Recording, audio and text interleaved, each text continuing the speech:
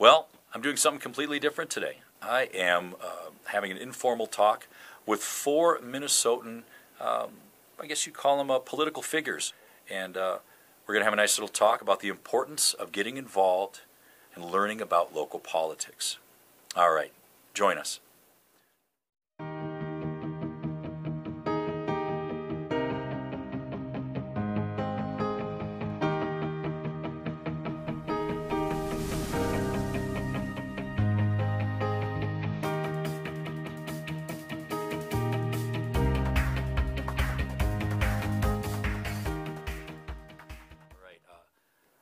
Walter, whenever you're ready. What would you like to know? Walter, how did you get your start in politics, and what first interested you in politics? And also, how are you involved right now? Well, there's really three different questions wrapped in there. You know, getting started in politics, I go back to what I consider my political coming of age, and that actually happened in high school. I was involved in what they call the post-secondary enrollment options, where you can elect to take classes at a post-secondary institution while you're still in high school. And I chose the dumb way to do that, which is to go part-time high school, part-time college. You really should choose one or the other, in my opinion, if anybody's considering having their student do that. And so I was driving from high school to Inver Grove Community College in the middle of the day, and I was doing so sometime between 11 o'clock and noon. And I was listening to the radio, and guess what's on the radio from 11 to 1? Rush Limbaugh. And I was really curious about Rush Limbaugh because I had been, my exposure to him had been second-hand accounts of how he was the modern KKK Grand Wizard, or whatever the case may be. And as a teenager, my thought process was, well, that sounds entertaining. I'll tune in to this guy, see what he has to say. And what it ended up being was this revelation that what this guy believes and what he advocates for is actually right in tune with everything that I've always thought about the way the world works. And this was as, a 16, 17-year-old kid. And I didn't find it to be particularly controversial. And so the fact that there was this disparity between how he had been represented and how I perceived him to actually be really piqued my curiosity and got me involved in thinking about politics from that point forward. And so I kind of was a couch-dwelling conservative for a number of years after that, until I got to the point that really triggers a lot of people's activism, and that's becoming a parent. Once I had a kid of my own, I have two now, but when my oldest was born, that was a transitional moment in terms of feeling a sense of responsibility beyond self and for what the broader world looks like, and looking for ways to affect it. And this coincided with 2008, 2009, the beginning of the Obama administration, the rise of the Tea Party, and so there were a lot of things going on that served as kind of a right time, right place nexus where I was able to latch on to certain things that propelled me in the direction that I've gone now, which is a combination of local politician and political commentator on various platforms. And so, cutting to now, how are you involved now? Well, I'm involved in a couple of different fronts. I serve on the city council in Albertville. I'm coming to the end of my first term there, haven't decided whether or not I'm going to run again. And the other way in which I'm involved most visibly right now is I host a radio show on Twin Cities News Talk, AM 1130, here in the Minneapolis-St. Paul market. KTCN are the call signs. And so that's every night. It's 9 to 11 weeknights. And so out of necessity, I'm far more engaged in knowing what's going on, both locally and statewide and nationally, than I have been in the past. What's the name of that program? It's called Closing Argument. Is it available for podcast? It is. You can find it at twincitiesnewstalk.com or on your iHeartRadio app or on iHeartRadio.com. Okay. And on that program, what do you speak about? Well, it's conservative talk radio, right? So it's what you would expect from that. I would say that the distinguishing characteristics are that because I'm on at night, it's much more free form. It's much more, we spend more time delving into the principles underneath the headlines than just kind of quick hits at the news and reacting to the news. We do that, but we try to take it a level deeper. And it's also nonpartisan in the sense, obviously I have a partisan background and an ideological perspective, but it's nonpartisan in the sense that I'm not afraid to take a side-eye glance at Republicans and say, what are you guys doing? And Do you accept callers? yeah, absolutely. So, in your role in Albertville, under what capacity do you serve there? And then also, is it an elected position or Yeah. an appointed? Okay. It's elected. It's at large. It's a 7,000 roughly population, 4 square miles, a small community, bedroom community, and the terms are 4 years for city council members, which I am, and the council is structured in such a way that everybody has the same level of authority and they act together as a group. There is no, as an individual, I don't have the ability to do anything. Only acting in concert with the rest of the council do I have authority to set policy. All right. Thanks a lot, Walter. Yep. All right. And how did you get your start in local politics, Julie? Back in 2005, I decided to apply for a position on the Ham Lake Planning and Zoning Commission. So applied for that, was appointed. I served on that for a couple of years, and then a position on the city council opened up. So ran for election on that. Was successful. Served 6 years on the Ham Lake City Council, and then decided to run for the Anoka County Board of Commissioners. Now, City Council in Ham Lake, if I remember correctly, Ham Lake is, you call it a suburb, but it's more rural, isn't it? It is. It's rural based on the fact that the lot sizes are very large. Okay. Still a lot of farming going on there, but it is the city just north of Blaine, which Highway 65 runs right through. Mm-hmm. And so it's being developed slowly but surely. Okay. And then as Anoka County Commissioner, my understanding is Anoka County is a very diverse county, not only the geography of it, but the demographics. What the heck does an Anoka County Commissioner do? I always say it's somewhat of that invisible layer of government, because people know what a city council person does and they know what our senators and our representatives do, but we kind of fall right in between that. So I tell people to look at their property tax statement and see what the county portion is. We decide basically what that amount needs to be every year, so we set the levy, and then we decide how to spend that. Is it elected or appointed? It is elected. We Okay. have 4-year terms. Okay. Is there a term limit? No, Okay. there's not a term limit. Okay. And so now, today, currently, you are on the Anoka County Commission. I And am. just give me one or two items that you're dealing with now, generally. Oh, I chair our public safety committee, so there's always things going on in the public safety arena. Okay. So work with our sheriff's office, we work with 911, we work with Homeland Security, just to name a couple of the things that fall under that category. Times are changing, so the challenges for our law enforcement is always ongoing. Mm-hmm. We work with our Veteran Service Office. Can I ask you, this being Minnesota and we just had a recent snowfall, does Anoka County, do they go to you, the county commissioners, for setting up for plows or any sort of snow removal, anything like that? Our involvement is to set their budget Okay. and hire the people. We have an amazing highway department. Yes. It's highlighted on various news stations on a regular basis. They do a great job. So no, they don't call us to say, should we send out the plows? We believe in our staff. We have great staff. We let them do their jobs. We want to just provide them with the tools that they need to do so, and make sure they have enough people to do that. Okay. And is there a website or any way that somebody interested in what a county commissioner does, especially with Anoka County, that they could look up and find that? Our website is anokacounty.us, and if you click on the tab at the top, it says Commissioners. Lists each one of us. There's 7 of us.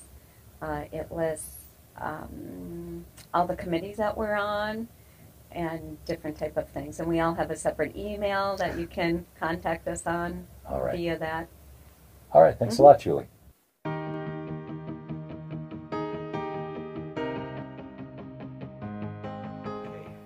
What's your name and what do you do? My name is John Kriesel. I'm a former state representative. I'm currently the Director of Veteran Services for Anoka County. I got involved in politics. My first interest was right after 9/11, and then when Governor Polenti was running for office and Norm Coleman, that's the first time I started paying attention to politics, and the first time I really tried to become an informed voter. And that was going to be the first election I was actually able to participate in. And so I found that to be exciting. I went to one of their political rallies, and it was fun being around other people who thought the same way I did. And so I always had an interest in it. I stayed kind of plugged in as much as I could. And then when I retired from the military, there was the local state representative had decided not to run for re-election. So it created an open seat, a vacancy, and I was approached by local party officials who had said that they thought my name recognition would be of benefit and that I should run. I should consider running. And what was that like? It was exciting, especially because I didn't have any idea what I was doing. And I just thought, I want to get in there. And I always, it's easy to sit in the living room and say, I can do a better job, or here's the way I would vote. But then to put yourself out there and have people saying those mean things about you is a humbling, enlightening experience. Knocking on thousands of doors with prosthetic legs was exciting. I wore out one prosthetic leg entirely. Oh, that's right. You have prosthetic legs. Yeah. Tell just briefly, what the heck happened? Sure. I was injured in a roadside bomb attack in Iraq in 2006. And so because of that, I used prosthetic legs to get around. So I used a Segway to go door to door, knock on doors. And the first door I knocked on, they asked, and I went to give my elevator speech of my platform, kind of my beliefs, a little bit about me. And I quickly learned that people want to connect with you as a person. The first question I got asked, she kind of interrupted my elevator speech and said, "What do you do for fun?" And I said, I was caught off guard. And so the first thing that came out, I said, I drink beer and eat wings and watch sports. And she goes, perfect. She had a laundry basket. She was on her way doing laundry. And she goes, perfect, you have my vote. And I was like, this is going to be easy. I was wrong about that. But it showed that if you connect with someone as a person, it can throw aside your political views. And I was, at that time, no Republican had ever been elected in that district. I was the first Republican to win in a heavily Democratic district. What district was that, and what towns are in that district? At that time, it was District 57A. Now it's 54A, which is Cottage Grove, portions of Cottage Grove, all of St. Paul Park, Newport, portions of South St. Paul, Gray Cloud Island Township. Okay. So yeah, so it's a blue-collar working community. I was able to go in, and once I was elected, was the oh crap moment, and I realized that I wasn't only representing the people in my household anymore. It was the 40,000 people in my district, whether they voted for my opponent or voted for me. And it forced me to look at the other side of the issues. And while I didn't necessarily have to agree with it, I learned from it and I understood where they're coming from instead of just blindly being frustrated at what I saw on TV, on the news, by the clips. I got to know them as people. And I feel like I'm a better informed person for it. Okay. Was the fact that you had a family, that you had children, did that tie into it at all too? It did, because I felt like I represented kind of what it is, a young community with a lot of young families, and I thought that needed to be represented. I think a lot of times in the legislature you see people that are, because it doesn't pay well, you get a lot of people that are retired, or they're independently wealthy. It's tough to have a family, especially a young, busy family, and be able to devote yourself to being a good legislator.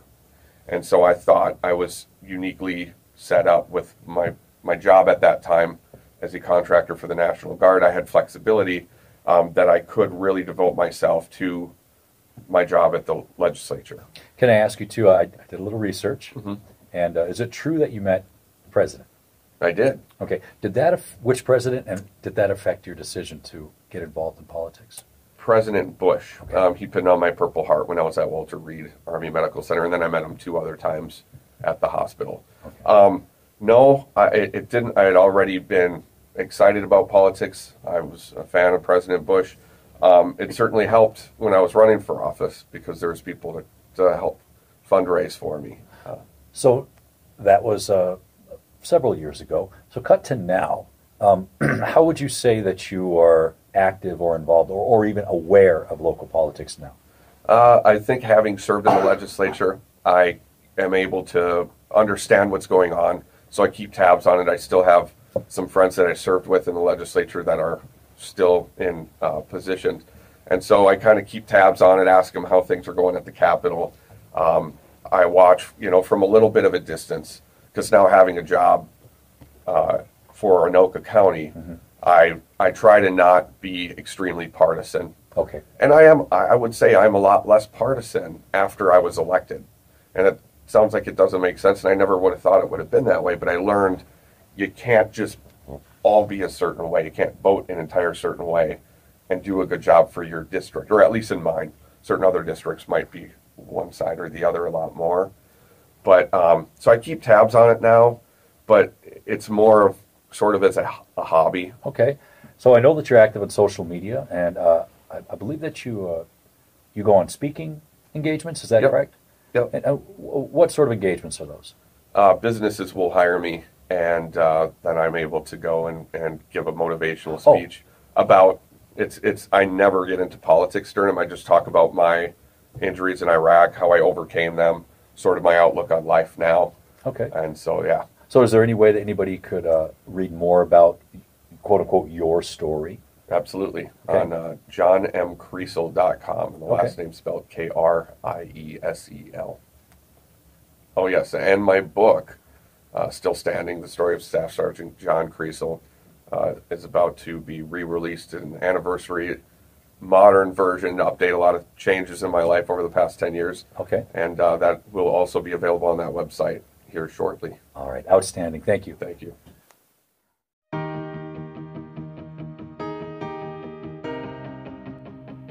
Okay. All right. John. John Howe, that's Howe, is that correct? That is correct. Okay. John, how did you get your start in local politics? Well, I think for a lot of people, there's either an event that triggers them to get involved. It can either be a positive thing, trying to get something accomplished, a project done, or it can be something negative too. For me, I was busy with business and paying attention to that, but I was concerned about the taxation as a business owner in our community, and I used to watch the local Channel 6, which would air the city council meetings. And my wife didn't particularly like listening to city council meetings at night. And she said, if you're gonna watch that, why don't you just go down and get involved if you do something about it rather than just say something to the TV. And so I did. And like for many people that get involved in politics, your first run you may not win. Your second run you may not win. I remember in particular the reason I ran for mayor of Red Wing was several issues, but one that stuck out is there was an officer that was getting an accommodation for service, excellency and service, and he had his whole family there, and the mayor said, here's your award, and was wearing a short sleeve shirt, and it just, to me, it seemed very deflating that, this is a pinnacle moment for this officer of this community and should have been presented in a very good manner. And I thought, the mayor of the community should look nice, be presentable, be able to speak, and make an impact. And so, I became the mayor of Red Wing, and there was a lot more. Red Wing has a charter city, so the mayor actually has veto power, unlike a statutory city. And so I really got involved, probably more so than what the city administration had hoped for, because I would read everything that came across my desk, and before I'd sign an ordinance or things of that nature, I would put a little post-it note up and send it upstairs and say, what does this mean? What does that mean? And they'd roll their eyes. And then after I found some mistakes in some of the things that contracts and other issues, I think I gained a certain amount of respect there. And then we had some budgetary concerns, and I hadn't seen a veto in probably well over a decade until I was elected, and I ended up issuing a few vetoes. And I always thought we came out with a better resolution on it. So, being elected mayor, how long is the term, or how does it? It's a 4-year term. It's a 4-year term. Okay. So before being elected mayor, you kind of just said, I want to get involved. Then you were elected mayor, and like you said, you kind of had to send post-it notes up saying, well, what does this mean? How hard was that learning curve when you first started to the point where you felt you had a good grasp of how the local politics worked in Red Wing as far as being mayor? Well, I think, being a mayor or a city council member is a nonpartisan position. Unfortunately today, and I think even when I got elected there, there wasn't a lot of partisan politics involved in getting elected. I think today there is a lot of partisan politics, even at the local level, and that's unfortunate. I was fortunate to get elected to the Senate, and that was the first time since party designation that the Republicans held the majority in the Senate. And I think the party, I wish we'd go back and wouldn't have party designation at the state level either, because I think it really hinders getting things done, and I think it also hinders good people getting involved, because there was people that voted for me and really liked me as mayor, and when I campaigned for Senate, they said, you'd knock on the door and say, I didn't know you were one of those. And what do you mean, a Republican? I said, well, I'm the same person I was as mayor. No, you're not. And so I think it really shades it. But you, as far as the learning curve, everybody says you should run government like a business. Well, it doesn't exactly work that way. I mean, it's helpful to have a business background, but government doesn't work like business. And so you can't always take those, you hear it all the time. But I think there are some things that government can learn from businesses, but you just can't take a business approach to running government. So, explain to me the timeline here. When were you mayor, and then when did you become a senator? I was elected mayor in 2008, and then in the midterm, so in the middle of my term as being mayor is when I was elected as a senator. And that, when somebody wants to detract from you and say, well, you didn't fill out your term as mayor, you ran for a higher office. Never my intent when I became mayor. As a matter of fact, I didn't want to run for Senate. We had a Democratic senator that was there for 18 years. Well, the former Republican senator, Lyle Merkins, who just passed away, who's a really good friend, talked with me and really worked hard to try and get me to run. And I was somewhat of a reluctant candidate, but it turned out. And I think most people didn't want to run against an 18-year veteran of the Senate. Fortunately for me, right before that all happened, he chose not to run for re-election. So it ended up being an open seat. So how long is a Senate term? A Senate term is 4-4-2. Okay. And so it's a little different. So I ended up serving in the 2-year term. So okay. You have a 2-year, 4-year, and 4-year. And what exactly does a senator do? Well, same thing as House Representative. You have a little bit bigger district. We in Minnesota we have what's called nested representatives. So you have 2 representatives that make up a Senate district, and I served from Red Wing, and that took in the counties of Goodhue, Wabasha, Winona, part of Dodge, and so you represent, I think, somewhere around 77 to 80,000 people, and we have one of the larger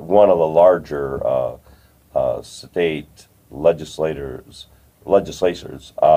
We have 67 senators and 134 representatives. So I'm looking at So you went from Representative representing Red Wing to representing Minnesota, Yes. essentially. Yes. Okay. And then you get assigned to different committees. I was on the Energy, Utility, and Telecom Committee. I was the vice chair of the Senate Transportation Committee, Jobs and Economic Growth, and there was one other committee I was on, but Okay. And then, how are you involved now? I'm sure you've cultivated a lot of relationships and connections. How are you involved in local politics now? well, a couple of things. I travel nationally for the National Caucus of Environmental Legislators. We have 1,000 members nationwide, both Republicans and Democrats. I take care of the Midwest and the Great Lakes area and Canada. But I travel with another former Democratic senator, and so we are a resource for energy and environmental issues. And then I also serve on the Minnesota Grape Growers Association board as their legislative director. It's a volunteer position. I also serve on the advisory commission for the University of Minnesota Tourism Board. And then just locally, one of the council members asked me to, actually tomorrow will be our first meeting, talking about insurance and mental health issues, insurance rates. Goodhue County has one of the highest rates in the state. We have a very good provider, but we only have one provider in Red Wing, and so our rates are very high. You're talking health insurance. Health insurance, yes, yeah. If anybody was interested in finding out more about you and your history and how you're involved now, is there a website they can look for? Well, there is. It'd be just johnhowe.us. So it's just JOHNHOWE.us. All right. And are you active on social media at all? Yeah, I've got a Twitter account, and I ran for Congress last year, and so you can reach out to me just at email at johnhowe.us. All right. Thank you. All right, everybody. So now that you got the introductions out of the way, what would you say is the importance in being involved in local politics? And just feel free to discuss it amongst yourselves so we can all kind of get a better understanding of different perspectives. Well, as the one who's currently serving on a city council, and I'm sure as county commissioner you can speak to this as well, you already evoked the notion of the hidden layer of government, and I think that's an apt description. It's the municipal government is the level that gets the least amount of attention because it's the least sexy. It's the least polarized. It's the least vulnerable to exploitation for larger political purposes, and it tends to be frank, quite boring in terms of the things that we're dealing with and the ways in which they're dealt with. A lot of stuff we do, probably 80 to 90% of the things we do are extraordinarily routine and non-controversial. Unanimous vote after unanimous vote to confirm something that is pretty straightforward and doesn't really require a lot of deliberation. And that makes it sound like it's not important, but in point of fact, it's because of that sort of ambiguity and sense of doldrum that it is extraordinarily important, because really impactful things can happen, and they can happen under the radar while nobody's paying attention. And so, you have to, as a constituent, as somebody who cares about what's happening in your city, your county, wherever you find yourself, you have to be willing to sift through the routine and sift through the monotonous in order to keep an eye out for something which stands out that deserves attention but may not otherwise get it unless you're the one who notices. You agree with that, Julie? I do. I think that's a pretty good and accurate description of local government. Most of our votes on our county board are 7-0. They're unanimous. Every now and then, political parties and political, leans come into play, but very seldom. I mean, what we do is for the general public, the average citizen, and really try not to allow politics to get into our decisions. Would you say that the majority of the activity that goes on in different committees and stuff is just sort of, routine, or, things that you have to repeatedly go over, or like Walter said, do you have to kind of sift through some of that stuff to get to the few things that are really, really critical at that time? Well, our current board has been pretty innovative, so we like to take a routine process and really break it down and see if, just because it's been done that way for a couple decades, is that truly the best way to do it? We've implemented a lot of lean procedures because of that, but what we really try to do is leave it up to our staff and say, if you are doing a mundane routine process, really look at that and see how it's being done. How can we make it more efficient, make it more effective, streamline it for residents or partners that we're working with?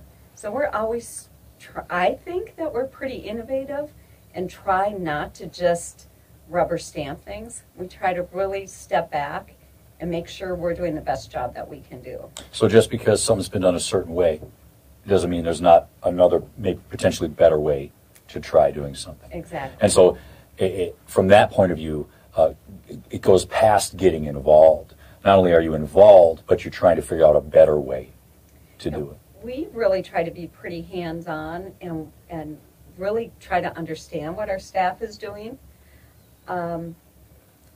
And try to be open for them to come to us when they say, we could do this so much easier if we just had this tool. And maybe they've never had it before. Maybe technology has changed, and now there's options out there.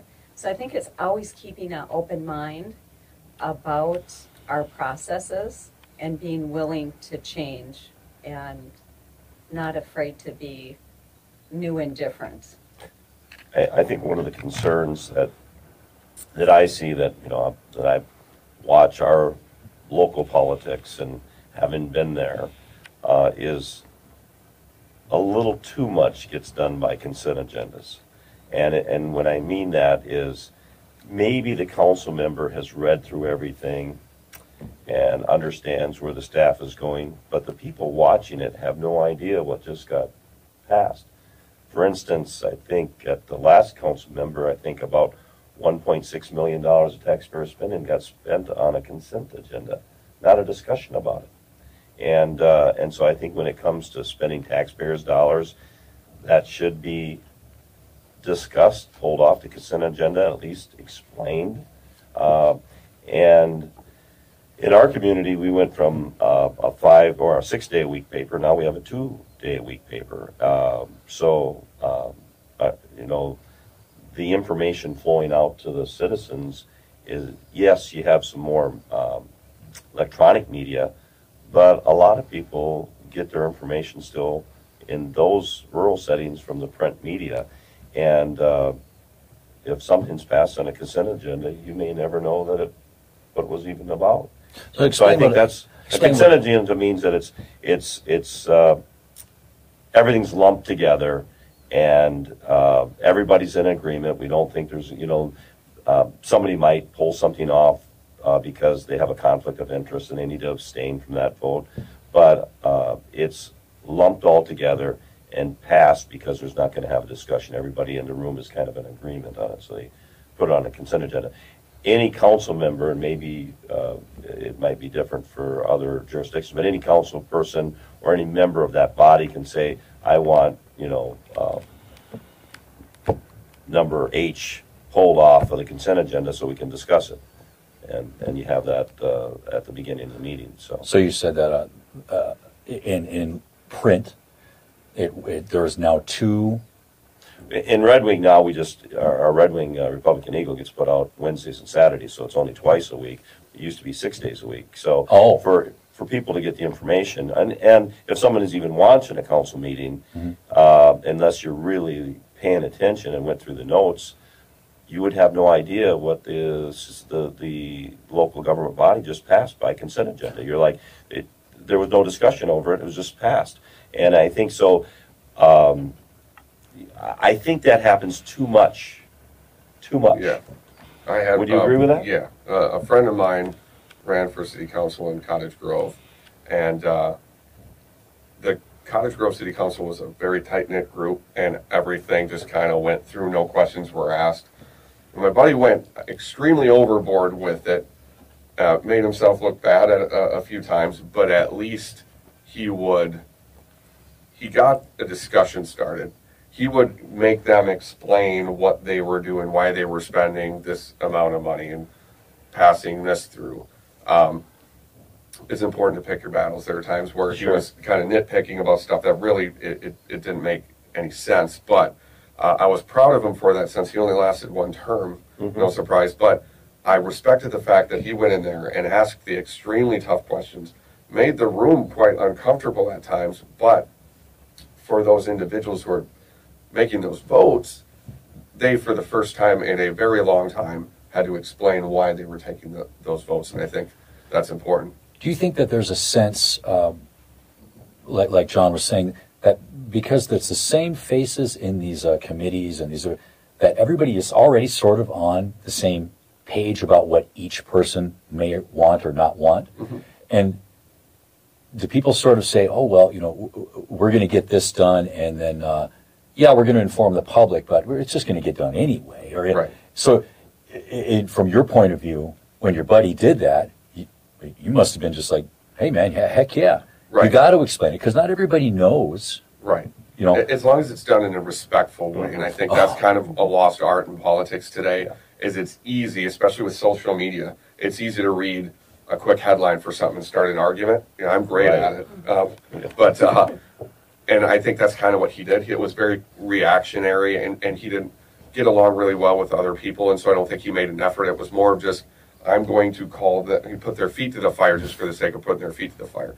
And so I think there's a way to do that in a better fashion.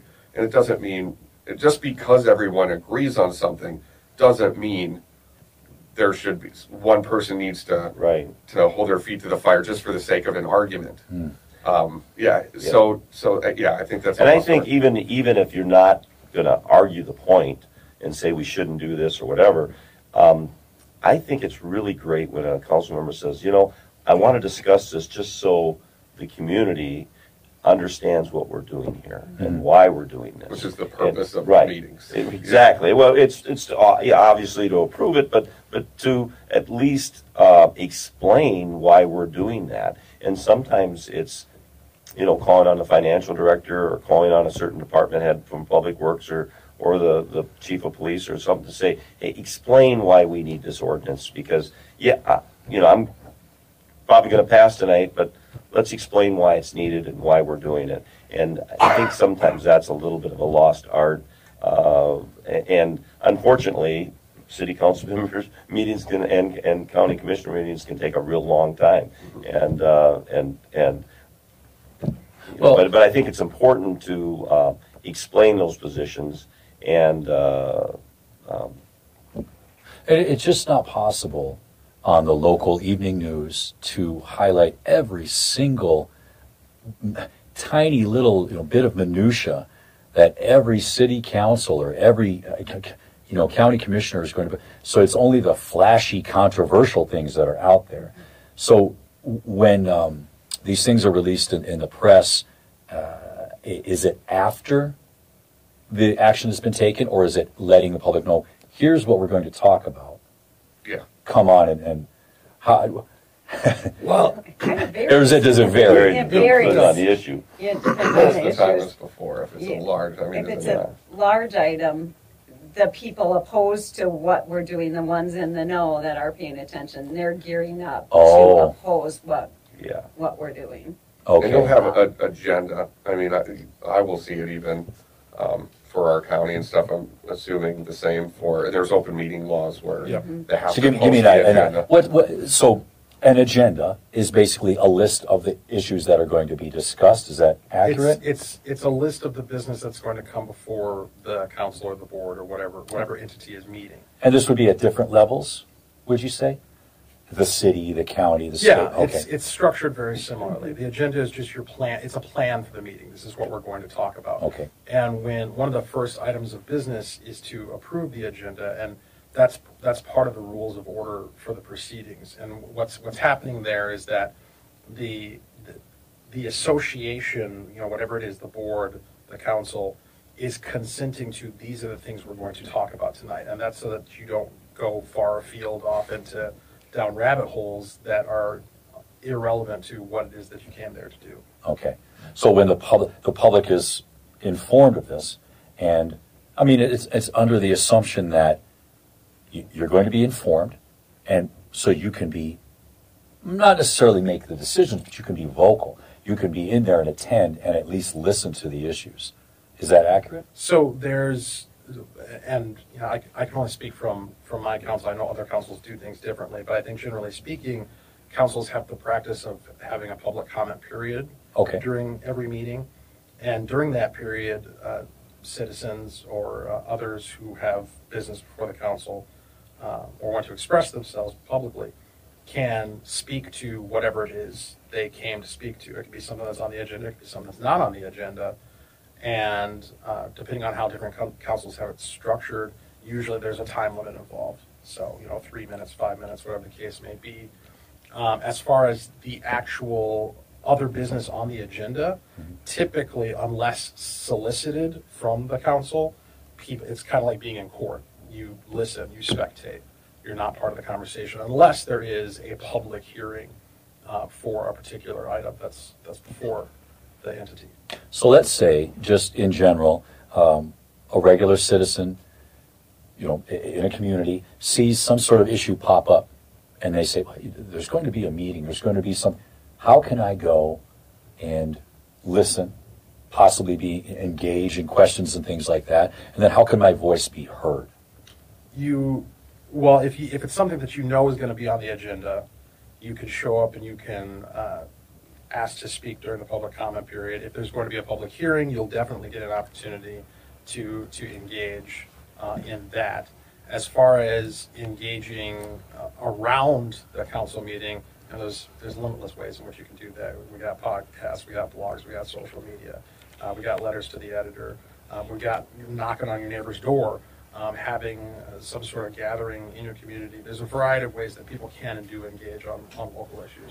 Have any of you ever been contacted personally just by regular citizens and saying, I want this done about this, and this needs to stop, or anything like that? Oh, God, yeah. I think if I you have people serve in protest local- at my house. Yeah. Oh, really? Yeah, during the state shutdown. Yeah. Yeah. Yep, I had to have my friend, because I was at the Capitol trying to get a casino built in downtown Minneapolis to help fund the government, that fund education, stop shifting dollars, all kinds of stuff that would hopefully then get people back to the table. I think at the state level, it gets compounded. I mean, literally, like on the Viking Stadium, you get 1,000 emails, right? And but at the local level, when you're a council person and or the mayor, if the sewer backs up, if there's a parking ticket, if there's a barking dog, I mean, you're the complaint department for everything. And and sometimes, when you have someone that's really vocal about whatever, like I did a lot of appointments to different boards and various things, and it's sometimes getting people engaged, taking somebody who, I always say, sometimes it's good to have an outlier on your board or in your commission or something, and somebody that challenges the status quo. And but a lot of times they don't know the whole story. They don't know everything, and they haven't read the staff reports or all the things that the people that are there for the meeting that are going to make the decision have. And so, and even at the state level, it's the same thing. You get a lot of people that call and say, well, you shouldn't do this, and they say, well, do you understand why we need to do this? And there's a whole education process of it, and I think that's going back to what's the best thing about serving is it's how much you learn. I mean, there's a lot that I didn't know, and I'm learning every day. So I guess the natural follow-up to that would be, does one single regular citizen taxpayer, do they have an influence? I mean, do they have a voice? Now, I mean, I'm not talking about protesting in front of somebody's house, Well, right, yeah, something extreme. But, I mean, you know, say Julie in Anoka County, like I said, it's very diverse. You have a lot of different kinds of people. And if somebody had something to say that was the business of an Anoka County commissioner as far as budgetary concerns or anything like that, can their voice be heard? I believe so. We're broken up by districts, just like the legislature or city council. Cities have wards or at large. So each one of our citizens is represented by one of 7 commissioners. We each represent a little bit over 47,000 people. So I'm the go-to person for my folks in Blaine, Ham Lake, Bethel, East Bethel, part of Andover. So when they have a concern about what I'm doing, they shoot me an email, they'll call me, they stop me at Cub, they stop me at Kohl's, at the high school, whatever. I mean, being at this local level, I think people are very comfortable coming up and chatting with you about their concerns. And so I think the availability probably differs between different elected officials. I'm pretty hands-on in my district, so people have many opportunities to sit and chat with me and share their concerns. And I feel like city and county level politics, if people want to get involved, that is the best way to have your voice heard. I mean, it's.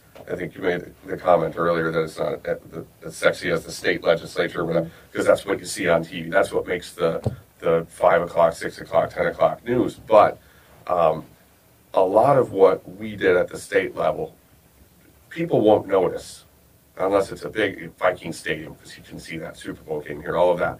But in your community, if you think that this intersection is dangerous and you talk to your local officials, they're the ones who are going to get a stoplight built or get sidewalks. They're going to be able to make change that you will see every single day that will directly affect you. And so that's why I think I have a tremendous amount of respect for that level, because it's a thankless job, but I think the most important for the communities.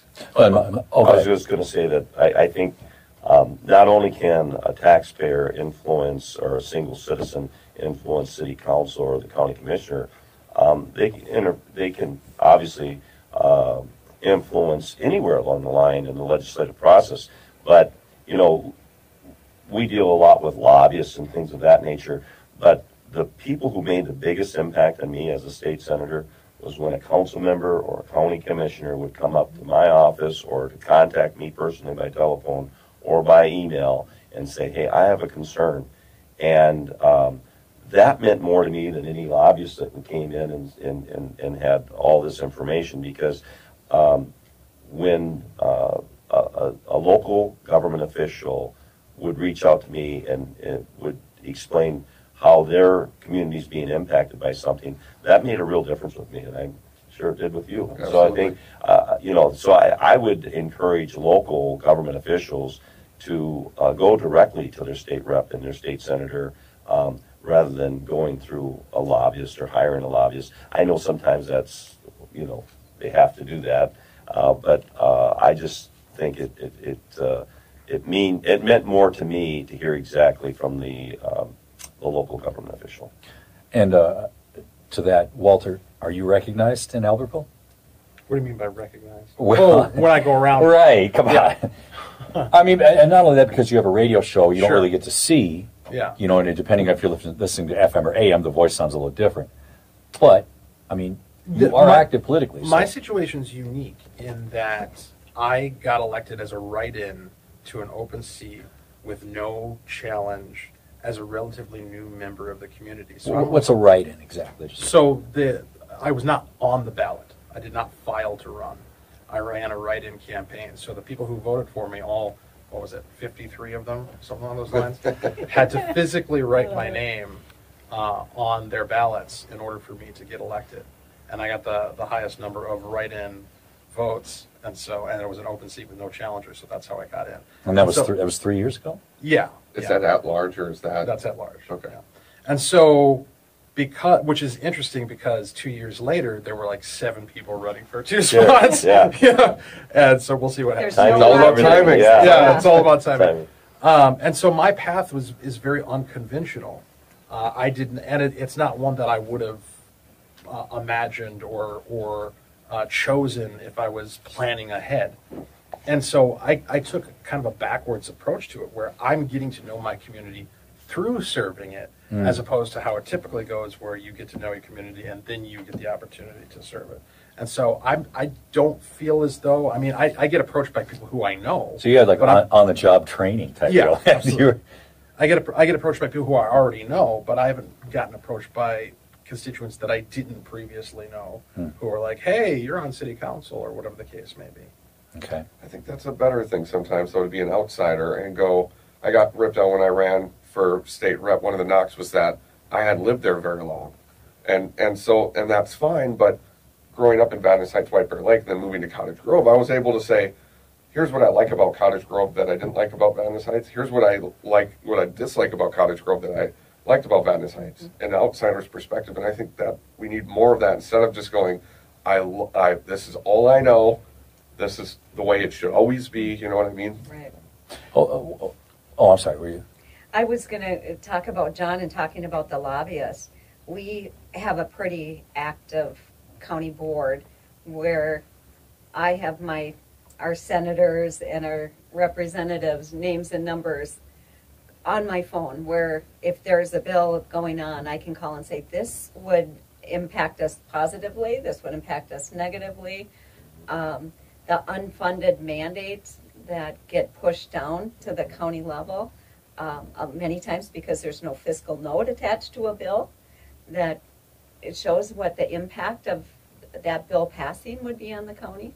Our human services arena is one area where we're constantly being thrown under the bus, or the weight is shifted to us. The state will say, this is what you have to do, county, and they don't send the money to be able to So in meet that those way, requirements. even if a regular Anoka County citizen has some sort of issue, in some ways you can't do everything that you want to do immediately. Is that accurate? Oh, I would say. Yeah. Some things, it depends. If it's a pothole, I can call our highway department and an hour later they've got the pothole filled. If it is someone wanting a light, a signalized light at an intersection, that takes, we've got to do traffic counts, we've got to, is it all county roads, or is it county and MnDOT, is it county and city? But if it was like a non-emergency human services situation, it may be hard to get done exactly what a citizen needs done immediately. Oh, absolutely. And I was just going to say that sometimes there's a disconnect between what happens at the state level, what happens at the county level, and what happens at the local level. And so, just for instance, when we talk about designating state aid roads, because you can get additional funding for state aid roads, and you get into, like, I was on the Senate Transportation Committee, we'd talk about when we give back a road or assign a road back to the county, we need to bring it up to a 20-year standard or send a check along for a 20-year standard. But there wasn't any kind of requirements that went along with that said the county couldn't go ahead and assess the local property owners along that road for maintenance when they've already just got a check from the state. And so understanding how local politics works and understanding how city government works and how county government works is really helpful at times when you're in a committee hearing and someone's saying something. You say, well, that's not how it happens at the local level. And they'll say, well, yes, it is. And I'm like, no, it's not. I've been there, and I can tell you that that's not what we do at the local level, and this is how we handle it. And so sometimes not having that experience it's harder, because then you have to rely on other legislators to say, well, this is what really happens at the local level. So there is you know, like I was just going to ask Walter if he was going to run for a higher office, or, you know, because bringing that knowledge from the local level to the state level really is beneficial to everybody involved. Mm-hmm. All right, so there's a whole bunch of different ways to get started in actual politics, local politics. Once you start out at that level, are you driven to go up higher? Or are you just, you know what, I'm okay in this way, I'm okay at this level? Like, I know, Walter, are you motivated at all to maybe run for any sort of state office or anything like that? Or I don't know if my approach is unique to that question, but I feel as though it is in this way, in that I don't look at it as, you know, what would I like to do, so much as, is there an opportunity to accomplish something given the district that I live in, the occupants of the seats, and, you know, what could be accomplished if a campaign was successful. And in my particular context, living where I do in a very red district, where I have incumbents in both the House and the Senate who are solid in terms of their voting record and haven't indicated that they're looking to go anywhere, there just isn't any reason to contemplate that right now. And if an opportunity did arise, I think the question that I would be asking myself is, you know, I don't recall if it was on camera or not, but it's already been mentioned that the compensation for a legislator is something that a guy with a family who's young and still trying to be productive, it's not particularly alluring. is that a factor? Yeah. I think it is for a lot of people. I think most state legislators would love to retire into a county commissioner's job. So no, without getting There has been a wave. A number of people have done There has that. been a wave. well, without getting into the details of the actual money involved and whatever, what is the commitment from each of your level as far as, you know, what exactly is your commitment, Walter? Well, for city council, it's probably the least amount of commitment of the other officers that are represented here, in that it's 5-6 meetings a month. It's, you know, 1 or 2 meetings a week, and the meetings last anywhere between 1 to 2 hours each. Would you know that that's specific to Albertville, being a smaller? It may be specific to a community of our size. Larger cities, certainly Minneapolis, you're going to have a much more involved council. It's going to require much more of a time commitment. Julie? County commissioner is pretty much a full-time position. I mean, you have a badge. I You have do. a nameplate, yeah. I think we all probably have name badges. I just still had mine on from a meeting this morning. But no, we sit, each of us 7 commissioners sit on about 20 committees. Oh wow! Now, when you're involved in a committee, do your coworkers or whatever, do they say, hey, you should get involved in this, or do you just say, raise your hand, and say, I'm going to get involved in this? How does that work? For the Anoka County Board, our chair has the prerogative to make our committee assignments. Oh, really? So we know we need 4 commissioners, for example, on our finance committee. Mm-hmm. We need 4 on transportation. We need 3 on intergovernmental and community relations. That is the chair's prerogative to assign who's on what committee. Okay. We do get to express what we like. And Right. maybe, I want to be on the pizza party committee or whatever, you know. So we do get to have some input, and it changes up a little bit every year. So it's a full-time job. It's a full-time job, mostly because our salary is much more than, and it's public. I think we make like $67,000 a year. All of that is public. So that's, for me, I was a paralegal, and it would have been very difficult for me to have this crazy schedule and try to be a paralegal in a law office. I don't know anyone that would put up with my schedule. Well, why did you make that choice, Julie? I really wanted to serve the public. I really wanted to go from that position where you're watching on TV or following online to having an impact and having hands-on. I mean, I love my community I'm in, and wanted to be a policymaker. Do you want to do this for a long time? I don't know. Do you want to? We'll see. Do you want to, quote unquote, move up the The political ladder? Or anything? the two-party politics does not sound appealing to me. Even in Minnesota, it's a little bit different in Minnesota, isn't it? I don't know. It's not. I don't have very thick skin. Mm. I really like what I do. Let's just say that I really like what I do. John, what was it like, and what was the commitment?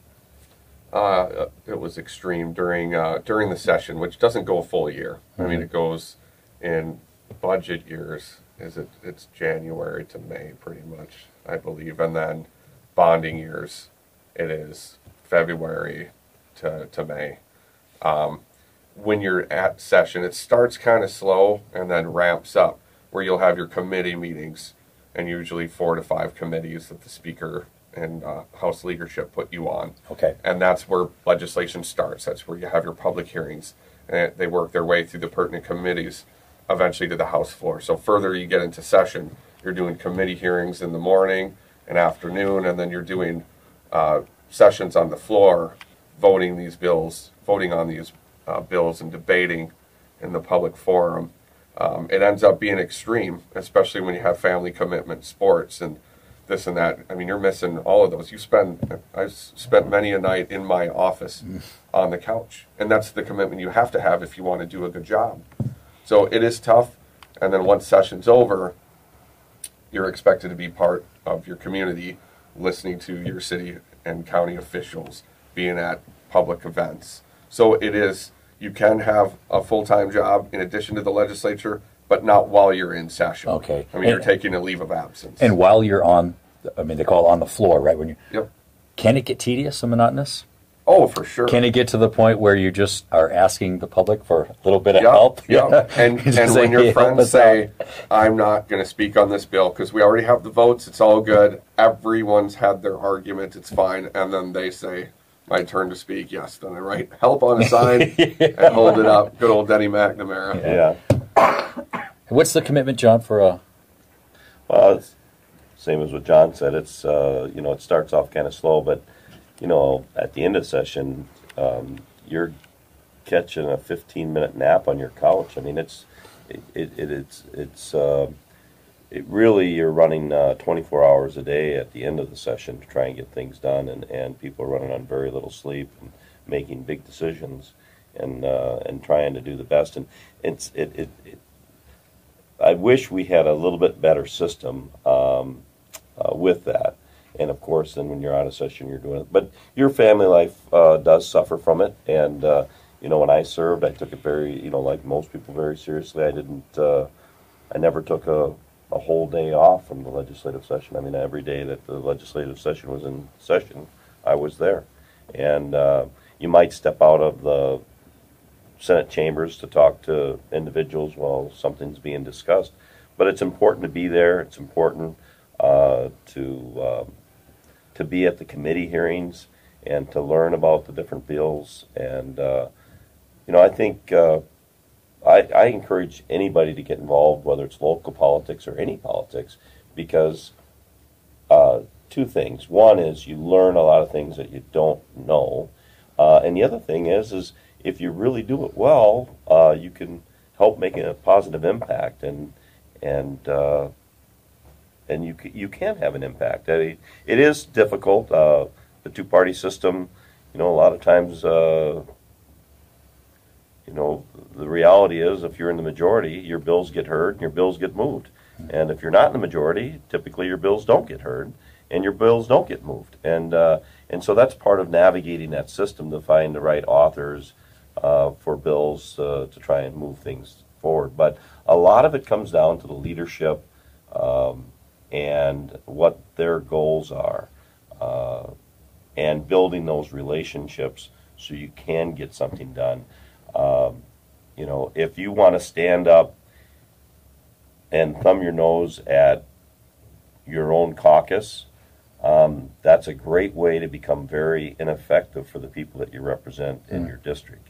And so it's hard to communicate those things when someone says, we're going to vote this way on this bill. there's times you got to be a team player, and there's times you need to stand up in caucus and say this isn't right. But it's a delicate balance, and until you've been there, until you've lived it, it's hard to communicate that and understand that. Okay.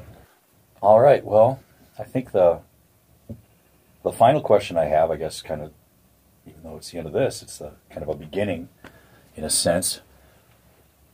Today's youth, social media, it's so easy to look things up and to gain information worldwide. Do you think that, what's the future look like for today's youth as far as getting involved and being aware of what's going on in their neighborhood, their community, their city, their county, all the way out to their state and their country?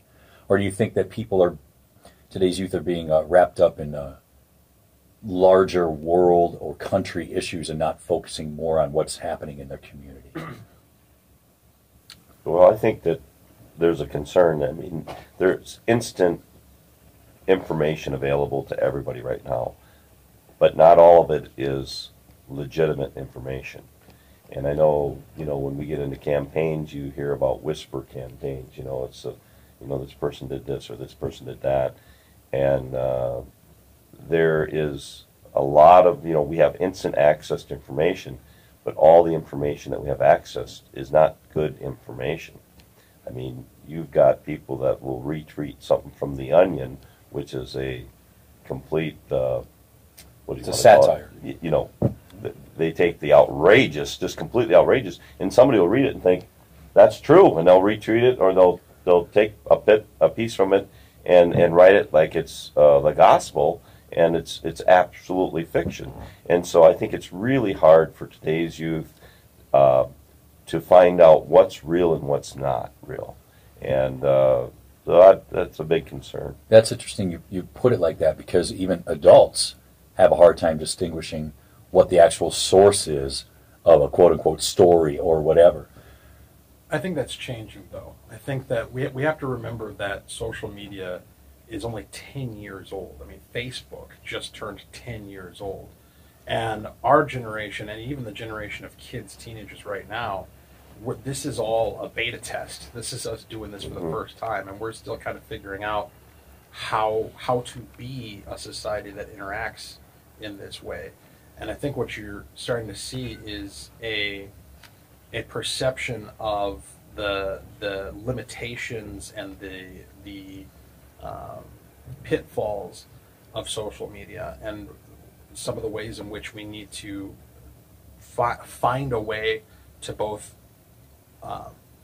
have the kind of social censure against bad behavior that would take place in a room like this. Like, if somebody were to just up and say something ridiculous right now, there would be nonverbal reactions. People would start to shift in their chairs. There'd be some indication that you just crossed a line.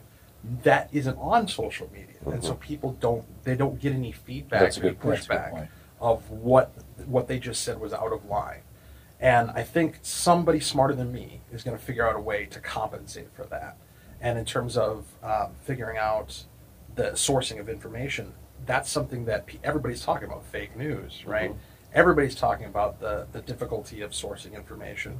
It's a known problem. It's a known issue, as they say in the tech world.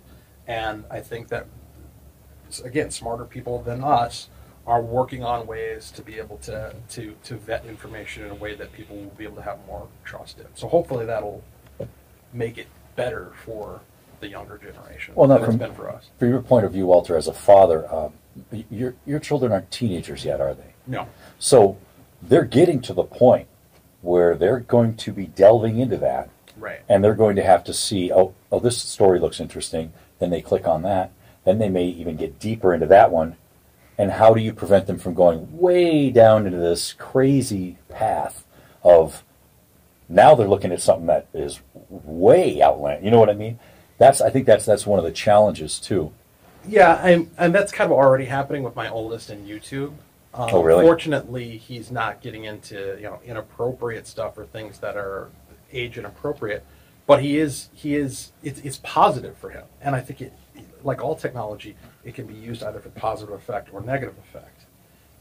And for him, because I see his history, because he uses my account, he's learning about neutron stars and bacteria, like good science stuff that he should be learning about, right?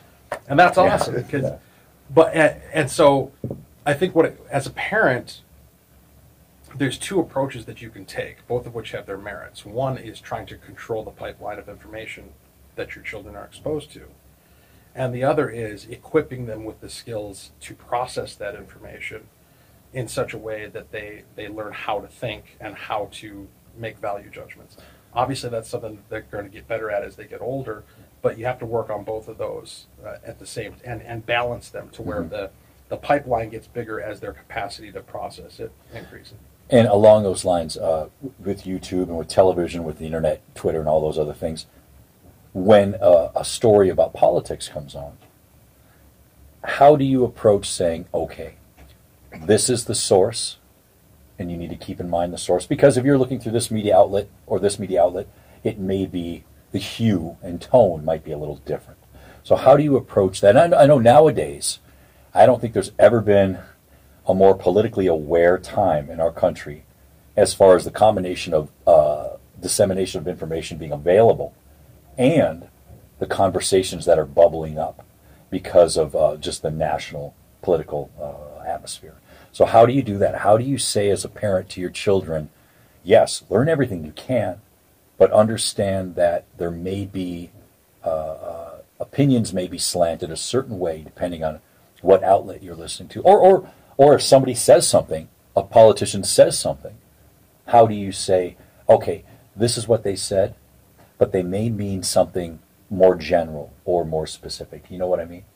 I think in the past generations have had the luxury of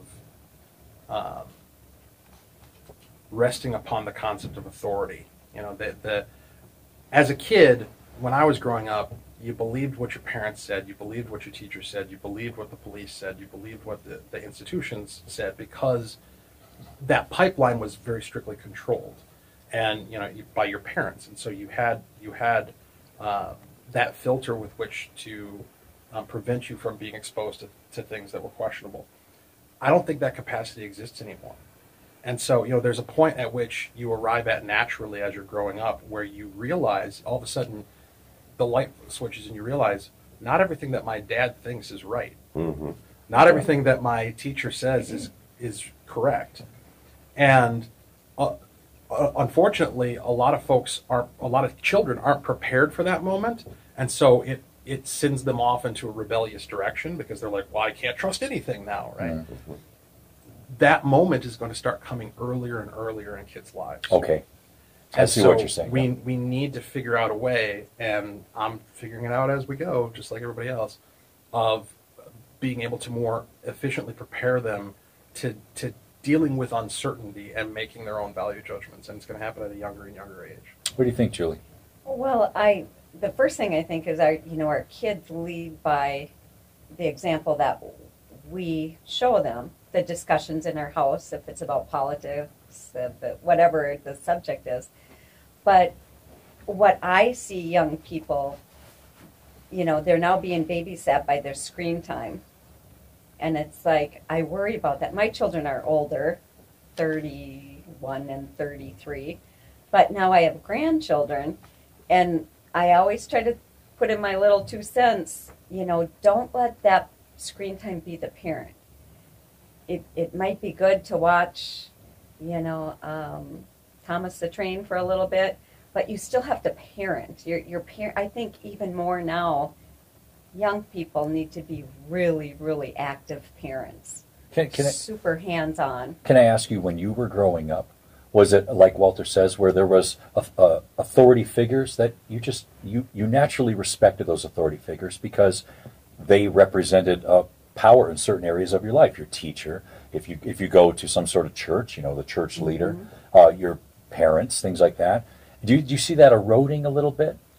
Well, probably in a way, because just like politics, if someone disagrees with you one little iota, it's out on social media, and you're under attack constantly.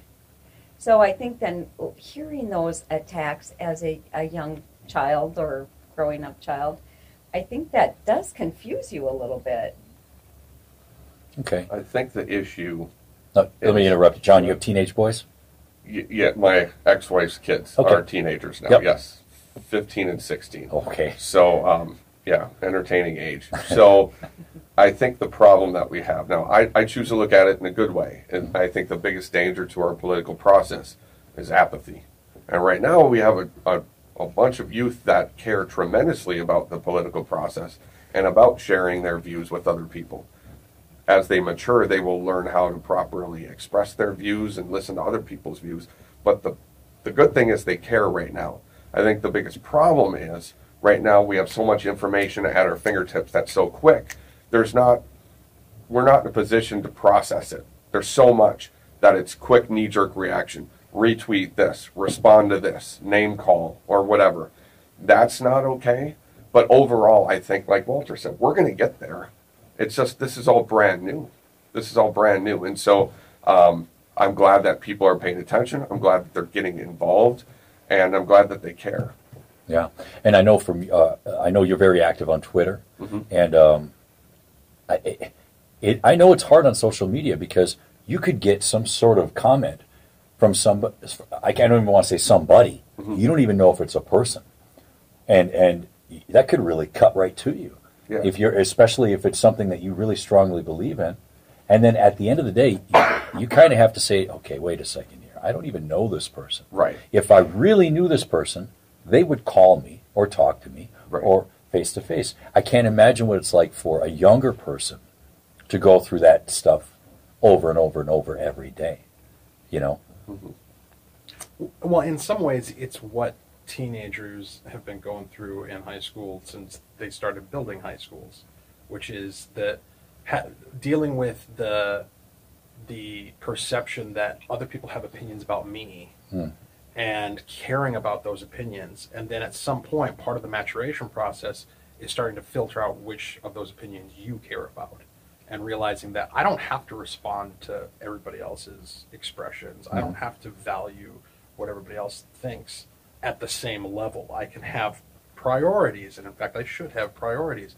And perhaps one of the possible positive manifestations or outcomes of social media over time will be that lesson is learned earlier in life out of necessity. Because otherwise, when you've got this wide open pipeline of everybody's opinion about everything, you have to prioritize which of these streams do I actually care about.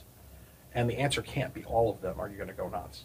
So then, all of you have careers in politics and at some for some degree and everything. Have your kids ever said, "Dad, why did you do that?" Or, "Mom, come on," or, "Dad, I really need you to help out with this thing here." Do your children see your involvement in politics as something positive or negative, or is it just sort of, well, that's just the job they have? Or Unfortunately, your role in politics can have a negative impact on your children. Really? Especially, oh, absolutely. When it comes to, you know, and I don't want to use that as a generalization, but you have somewhat of a liberal attitude in some of the schools, and if you're a Republican legislator, there can be some, there can be some harassment, there can be some bullying that's done. You know, your parents should have voted this way for this or voted that way for that, or, you know, we'd be better off having somebody else in office. And it's difficult. It's real.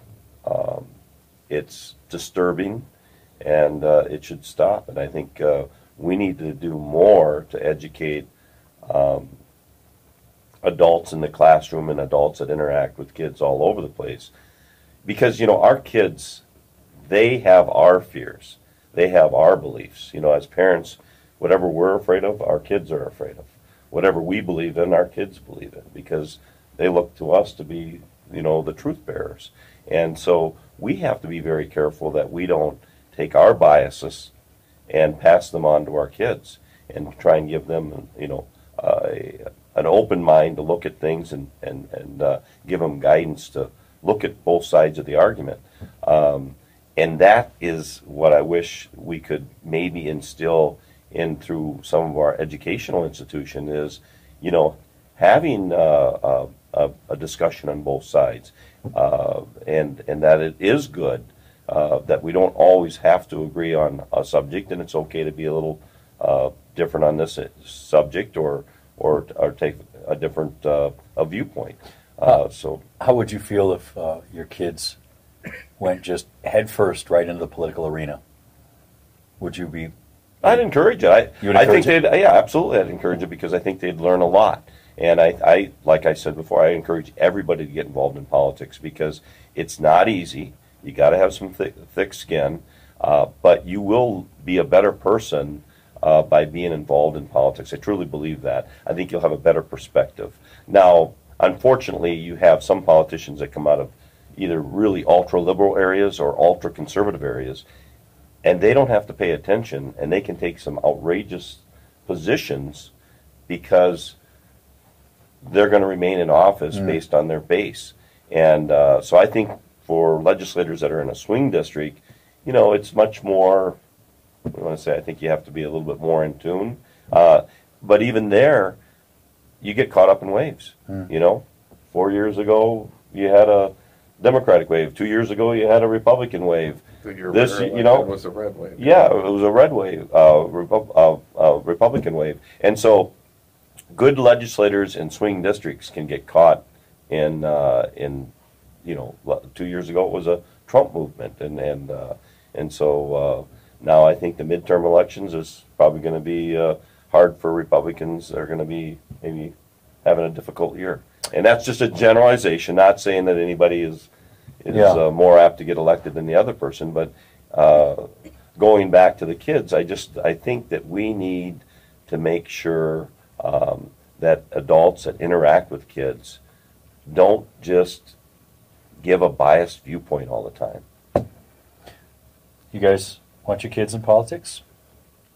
My kids are too young for me to spend much time contemplating it. I can see either of them growing up to be interested. They both think they know everything, so they'd be perfect. You know? But yeah, I mean, I agree with John's sentiment regarding the educational value of getting involved, even if it's you know, planning commission or park board or whatever the case may be. What about like running for in like a high school class president, things like that? Yeah, I mean, it exposes you to the need to hear another perspective.